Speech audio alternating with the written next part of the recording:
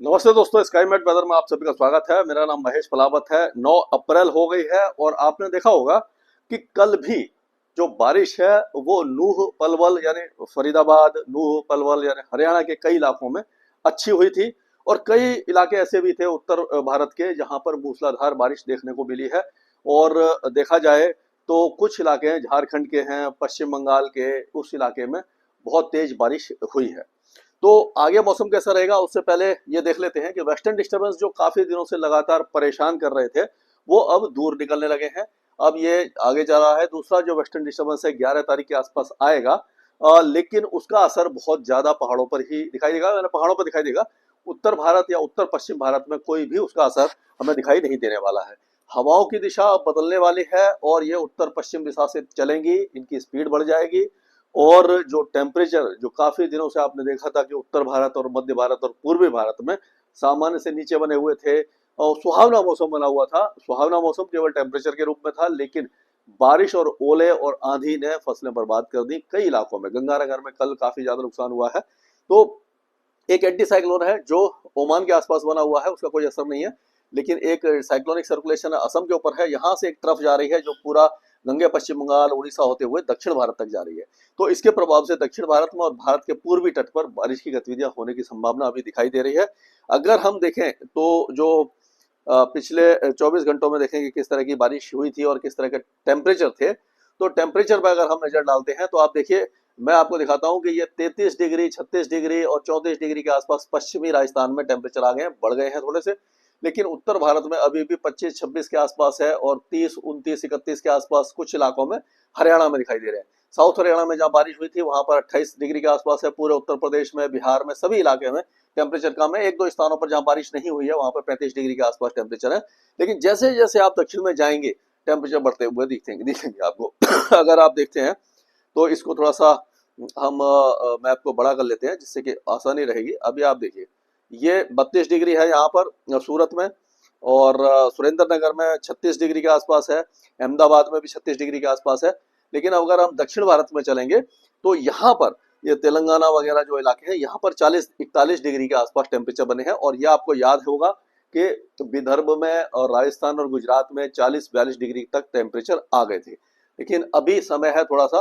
तो अभी अगर हम ये बारिश की गतिविधियां देखें तो आप देखिए सबसे ज्यादा बारिश कहाँ कहाँ पर हुई है। तो इसमें जो बारिश है ये उत्तराखंड में जो 47 मिलीमीटर हुई है, ये हुई है मुक्तेश्वर में।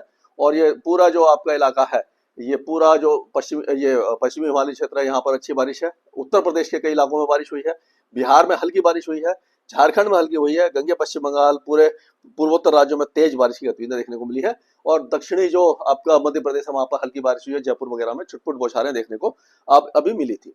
अब आगे मौसम कैसा रहेगा इस पर नजर डालते हैं। तो अभी अगर हम देखें तो जो सैटेलाइट पिक्चर है इस समय का, उस पर हम नजर डालते हैं। देखिए ये मध्य प्रदेश में थोड़े बहुत बादल छाए हुए हैं, लेकिन ज्यादातर इलाके से मौसम साफ हो गया है। वेस्टर्न डिस्टर्बेंस कमजोर हो गया है।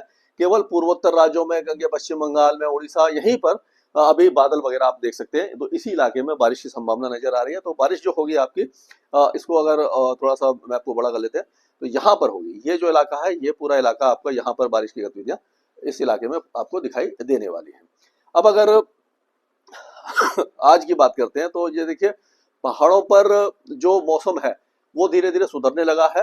ये बहुत हल्की बारिश रहेगी, यानी कुछ इलाकों में छुटपुट बौछारें आपको दिखाई दे सकती हैं। लेकिन अगर देखेंगे पंजाब, हरियाणा, दिल्ली, पूरा उत्तर प्रदेश, बिहार के ज्यादातर इलाके, झारखंड के ज्यादातर इलाके, और यहाँ पर राजस्थान, गुजरात और मध्य प्रदेश, और आप आगे चलेंगे तो छत्तीसगढ़, महाराष्ट्र, तेलंगाना, ये सारे इलाके पूरी तरह से अब साफ बने हुए हैं।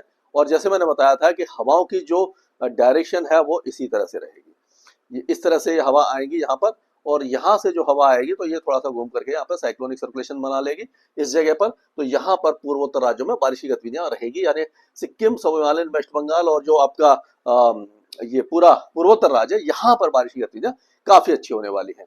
और अगले 2-3 दिनों तक रहेंगी। लेकिन केरल वगैरह में छुटपुट बौछारें रहेंगी। पूरा भारत सूखा रहेगा और यहाँ पर अब गर्मी धीरे धीरे बढ़ेगी और गर्मी का प्रकोप आएगा। अभी हीट वेव इतनी जल्दी नहीं आएगी क्योंकि अभी जो हवाएं हैं वो तेज है और जो गर्मी है वो धीरे धीरे बढ़ने वाली है। अगर हम ये 10 तारीख की बात करें तो जो वेस्टर्न डिस्टर्बेंस का असर है वो अफगानिस्तान पाकिस्तान पर दिखाई देने लग जाएगा, पहाड़ सूख जाएंगे।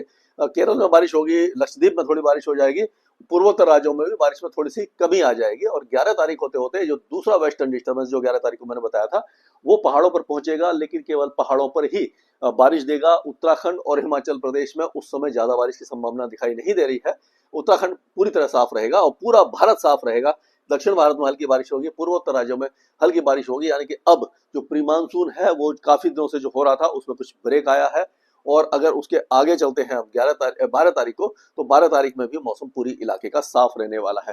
तो अब जो इतने दिनों से हमें परेशानी हो रही थी, बारिश से हो रही थी, ये धूल भरी आंधी थी, ओले थे, इन सब से अब राहत मिलने वाली है। लेकिन नुकसान ये है कि जो फसल जब कटने वाली थी उसी समय ये प्री मानसून गतिविधियां आई, अभी आई होती तो कम से कम फसल बच गई होती। लेकिन ये आपदा है, प्राकृतिक वो है, आपदा कह सकते हो, या क्लाइमेट चेंज का असर जो धीरे धीरे हम देख रहे हैं वही है। और अब जो आगे वेदर रहेगा फिर से प्री मानसून गतिविधियां आएंगी, लेकिन उससे फसलों को नुकसान नहीं होगा और जमीन में पानी आएगा और आगे की फसलों के लिए नमी भी बढ़ने वाली है। उसके बारे में मैं अगले वीडियो में आपको बताऊंगा। स्काईमेट वेदर में अभी के लिए इतना ही।